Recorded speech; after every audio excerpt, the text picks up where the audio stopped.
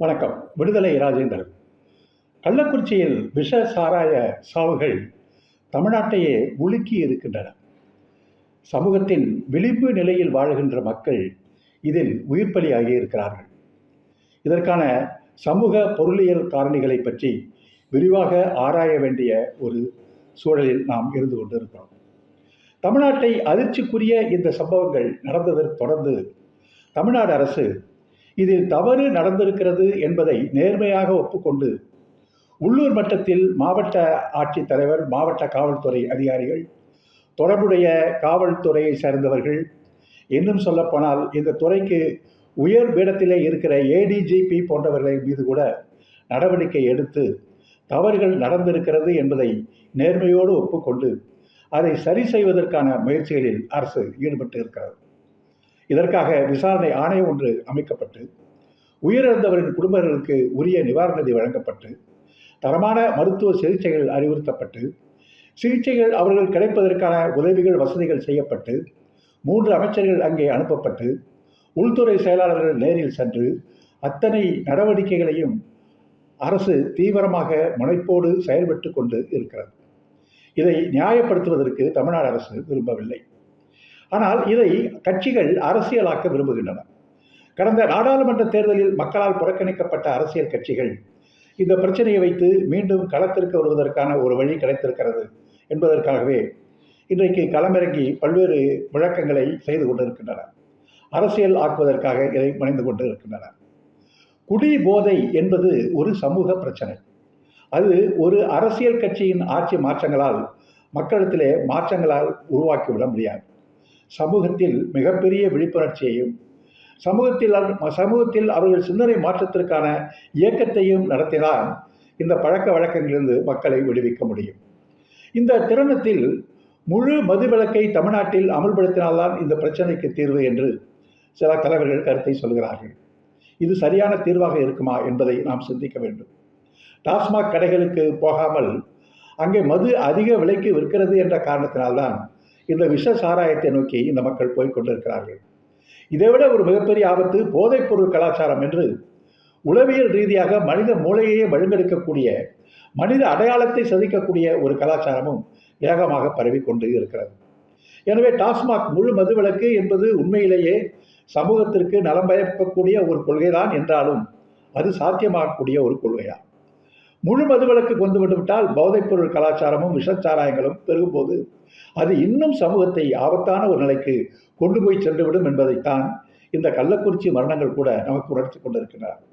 இதே கள்ளக்குறிச்சி பகுதியில், இந்த கருணைபுரம் பகுதியில் இருக்கின்ற சில டாஸ்மாக் கடைகள் மூடப்பட்ட காரணத்தினால்தான் இப்போது இந்த விஷ சாராயத்தை நோக்கி போயிருக்கிறார்கள் என்று தினமலர் ஏடு கூட ஒரு செய்தியை இன்றைக்கு வெளியிட்டு இருக்கிறது.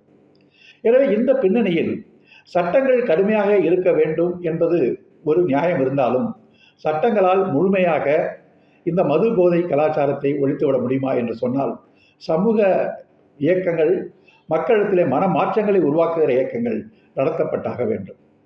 இன்னும் சொல்ல போனால் போதை மதுவுக்கு அடிமையாகின்ற ஒருவன் மரணங்களை சந்திக்க வேண்டிய சூழல் வருகிறது. சிலர் சொல்லுகிறார்கள், குடிபோதைக்கு அடிமையானவருடைய குடும்பங்களுக்கு அரசு நிதி உதவி அளிக்க வேண்டுமா என்று ஒரு அரசியல் கட்சி கூட இன்றைக்கு கேட்டிருக்கிறது. குடிபோதைக்கு அடிமையானவர் பலியாகிவிட்டார், ஆனால் அவருடைய குடும்பங்கள் நெருக்கடியாக நாளைக்கு நடுரோட்டில் வந்து நிற்குமே, அந்த கவலை ஒரு அரசுக்கு இருக்கிறது அல்லவா? குடிபோதையில் உயிருக்கு ஆபத்தான நிலையில் மருத்துவமனையில் அனுமதிக்கப்பட்ட ஒருவருக்கு ஏன் மருத்துவ சிகிச்சை அளிக்க வேண்டும் என்று கேட்பதற்கும், குடிபோதையில் பலியான குடும்பத்திற்கு ஏன் நிதியுதவி அளிக்க வேண்டும் என்று கேட்பதற்கும் எந்த வித்தியாசமும் இருப்பதாக நமக்கு தெரியவில்லை. சொல்லப்போனால் குடி கலாச்சாரம் என்பது மட்டுமே சமூகத்தை சீரழிக்கும் கலாச்சாரமாக இங்கே இருக்கவில்லை. குடி போதை என்பது எப்படி மரணத்தில் கொண்டு போய் பல குடும்பங்களை நிறுத்துகிறதோ, குடும்பங்களை சீரழிக்கிறதோ, அதே போல வேறு சில போதைகளும் வெறியூட்டப்பட்டு இந்த சமூகத்தில் நிகழ்ந்து கொண்டு இருக்கின்றன. அது சாதி வெறி போதையாக இருக்கிறது, மத வெறி போதையாக இருக்கிறது. சாதி வெறியூட்டுகின்ற போதையை செய்து கொண்டிருக்கிறவர்கள் அந்த சாதி வெறி போதையை நிலைநிறுத்தி கொண்டு அதை தங்கள் அரசியல் கட்சியின் வாக்கு வங்கிகளாக மாற்றிக்கொண்டு தங்களுடைய அரசியல் அதிகாரத்துக்கு அதை பயன்படுத்த வேண்டும் என்று துடித்து கொண்டிருக்கின்ற கட்சிகள் இந்த போதை மது போதையை மட்டும் எதிர்த்து கொண்டிருக்கிறார்கள் என்பதையும் நாம் சுட்டிக்காட்ட வேண்டும். மத போதை என்ற மக்களுடைய உணர்வை வெறியாக்கி அதை சமூகத்தில் மத பிளவுகளுக்கு இட்டு சென்று அதுவே அரசியல் மூலதனமாக்கி தங்கள் கொள்கை என்று பேசிக் கொண்டிருக்கிற அந்த போதை கலாச்சாரவாதிகளும் இந்த மது போதையை மட்டுமே எதிர்த்துக் கொண்டிருக்கிறார்கள் என்பதை நாம் சுட்டிக்காட்ட வேண்டும். எனவே மது போதை கூட சில மணி நேரங்களில் மதுவை போதையில் ஆழ்த்திவிட்டு பிறகு மீண்டும் அவனை இயல்பு நிலைக்கு கொண்டு வந்து விட்டு விடுகிறது. ஆனால் இந்த மதவெறி போதையும் இந்த தீண்டாமை வெறி போதையும் இந்த மத சாதி வெறி போதையும் என்றென்றும் காலத்திற்கு அவனை சமூக சீரழிவு சிந்தனையிலேயே நிலைநிறுத்தி கொண்டிருக்கிறது. அதன் காரணமாக சாதி மோதல்கள், மத மோதல்கள், ஆணவ படுகொலைகள் அத்தனையும் எழுந்து கொண்டு இருக்கின்றன. எனவே இந்த சமூக சீரழிவுகள், அது மது போதையாக இருந்தாலும் சாதி போதையாக இருந்தாலும் அல்லது எந்த போதையாக இருந்தாலும் சமூக சீரழிவுகளை நோக்கி சமூகத்தில் ஒரு பரவலான விழிப்புணர்வு இயக்கம் இன்றைக்கு தேவைப்படுகிறது என்பதுதான் இதிலிருந்து நாம் கற்றுக்கொள்ள வேண்டிய ஒரு பாடமாக இருக்க முடியும். எனவே இந்த போதைக்கு எதிராக போதையிலிருந்து விடுவிக்கின்ற விழிப்புணர்வு மையங்கள் ஆங்காங்கே உருவாக்கலாம். போதையிலிருந்து இளைஞர்களை விடுவிப்பதற்கான மாற்றாக இந்த விளையாட்டுத் துறையை மேம்படுத்தி ஒவ்வொரு ஊரிலும் ஸ்போர்ட்ஸ் ஆக்டிவிட்டீஸ் இவைகளை தீவிரமாக கொண்டு வந்து மாணவர்களை அந்த வழியில் கொண்டு வருவது, இன்னும் அறிவியல் கருத்துகள், சமுதாய சமத்துவத்தை நோக்கிய கருத்துகள், சமூக நீதி பற்றிய சிந்தனைகள், சமூக கவலை பற்றிய உணர்வுகள், பெண்ணுரிமையை காப்பாற்றக்கூடிய சிந்தனைகள், இவைகளை பற்றியெல்லாம் ஒரு விழிப்புணர்வை உண்டாக்கி மானமும் அறிவும் உள்ள ஒரு சமுதாயத்திற்கான ஒரு சமூக இயக்கத்தை நடத்துகிற போதுதான் இந்த சாதிவெறி போதை, மதவெறி போதை இவைகளிலிருந்தும் மக்களை விடுவிக்க முடியும் என்பதை பற்றியும் நாம் சிந்திக்க வேண்டியிருக்கிறது.